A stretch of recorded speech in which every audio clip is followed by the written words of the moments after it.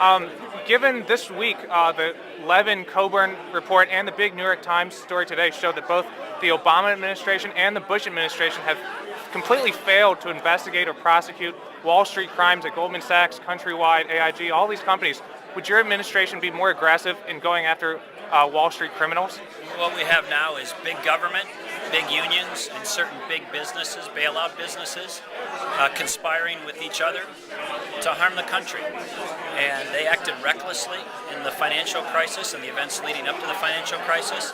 And I'm very disappointed that maybe all of the individuals and firms that contributed to the problem took no haircut, had no consequence, and came out of it the other side as successful as they were even before. And so let me give you some examples.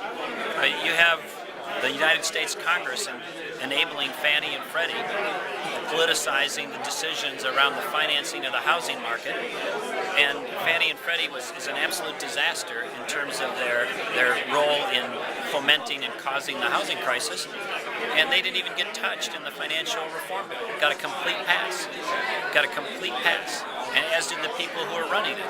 And if I would have been president during the financial crisis, the people who were involved in the behavior, at the very least, would have suffered some financial consequences. And if we ever discovered criminal behavior, we certainly would go after that aggressively. So you'd go after people at Fannie, Freddie, and Goldman Sachs, Countrywide, AIG, all these companies? Well, again, I can't speak to the specific companies or individuals because you have to do the investigation and see what it reveals. But what I'm saying is Milton Friedman said that we have markets to reward good behavior and to make sure we have consequences for reckless behavior. There was lots of reckless behavior leading up to the housing crisis and the financial crisis that began in 07 and 08 time period.